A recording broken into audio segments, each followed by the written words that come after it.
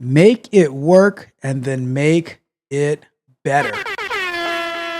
So what do I mean by that? What do I mean by that? So a lot of times, right? Sticking with the sports analogies for tonight.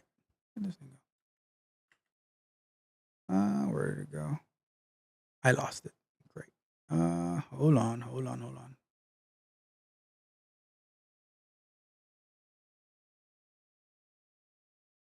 Hmm, that's weird.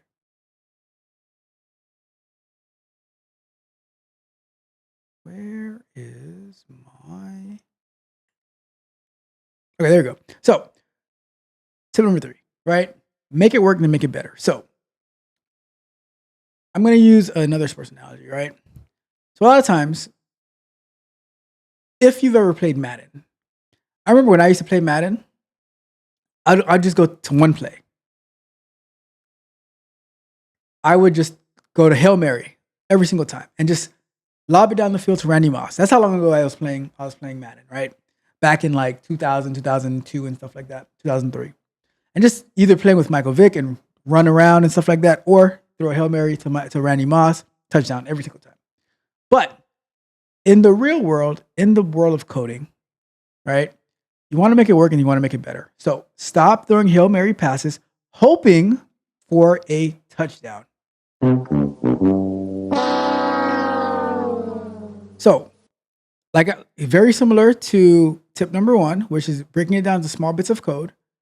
I like to go for short passes, for short wins. I have 4 downs. I make the use of each of them. So, what do I mean by that? I might, in order to see if something is working, before I even think about using the variable, I'm going to hard code in place of where the variable would go to make sure I'm getting the right answer. And then once I know that I'm getting the right answer, then I am going to make it dynamic.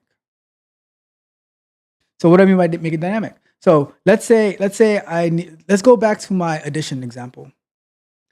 And eventually I'd want to pass 10 and 50 to get 60.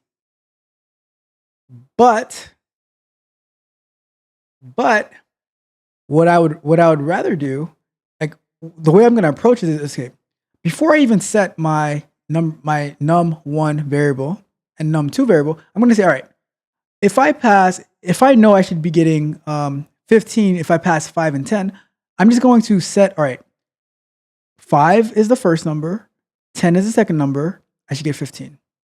And once I know that that formula is working correctly, small bits of code, now I'm going to say, all right, now what if I was to change 5 to be X, or not X, but like num1 variable.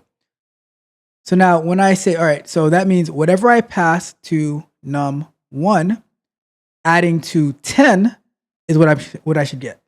So I say, all right, so now I'm already testing in small bits and pieces. I'm writing the code in small bits and pieces, understand what my problem is. And I'm saying, okay, now I have my hard-coded variable. I replace my variables with hard-coded numbers or whatever.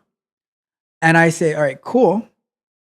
I'm going to actually be using a variable for the first number. I'm not even thinking about the second number yet. That's still hard-coded as 10.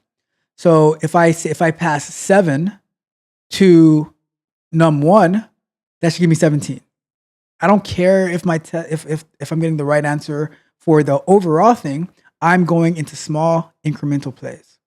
4 downs. Maybe I get 3 yards on the first down. Maybe I get like 5 yards on the second one. Maybe I get another 2 on the third one, on the third one, and then get the whatever is remaining, get that on the fourth. And I just go down the field strategically, right? Doing those screen passes. I remember I had 2 plays. I take it back, Mitch. I had 2 plays. I had the Hail Mary and then I had the screen passes. So it'd either be Hail Mary or I do a screen pass and then try to run it, right? Always to Randy Moss, though. Always to Randy Moss. Never to anybody else. I would only throw to Randy Moss. And he would always catch it, right? So, with that being said, that's what I mean by like, so now the short pass. So now that I know that whatever happens with, I pass the first variable, I'm always getting the right answer. Now I can move on to the second variable where I'm passing, I have the first variable, I have the second variable, I'm getting the right answer. So short plays until I make it all the way down the field. And that's how I hard code the variables to get the right answer. And then once all that's good, I start making it dynamic. I start expanding, and now everything is working as I want. And I have a much better, smoother learning experience than like just trying to like throw Hail Marys, trying to just throw everything at it and like going at full force. To relate that to when I'm doing jujitsu is I have a very methodical approach to where I'm watching everything and I'm like, all right, if they move this way, then I do that. I'm not going at full force, just throwing everything at the person, because a lot of times, especially the newer people, and you know what, this might relate to coding a lot, because the newer people, the like brand new white belts and stuff, they will use every ounce of energy and strength in their body, and then 30 seconds later, they're gassed out. 30 seconds later, they're gassed out. That's why I'm very slow and methodical, and I pick my opportunities, and I go for those short passes, run plays, and then sometimes you break out, and you sometimes you can actually, because you like once you do a fake, they think you're gonna do one play, and then now Randy Moss is wide open down the field for a easy touchdown.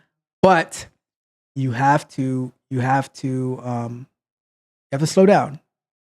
You have to slow down and stop throwing Hail Marys, hoping for a touchdown. Get those short passes for guaranteed victories. All right? All right. Oh, yeah. All right. So that is the last tidbit of information on how it can be a lot smoother for you getting into learning how to code. You guys, let me know what you think. Do you think, am I missing? I mean, I'm sure there's many other tips, but what do you think about those 3 tips? So the first one, learning for, the first one is, small bits of code for immediate feedback. Then the second one is understanding what you're trying to solve before you actually try to solve the problem. And the number 3, stop throwing Hail Marys.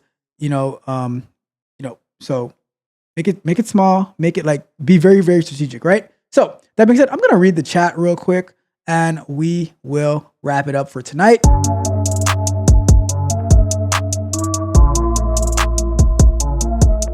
If you enjoyed the fascinating information shared in this video and you want more, be sure to hit the subscribe button to Tech Coach Ralph to be notified for new videos.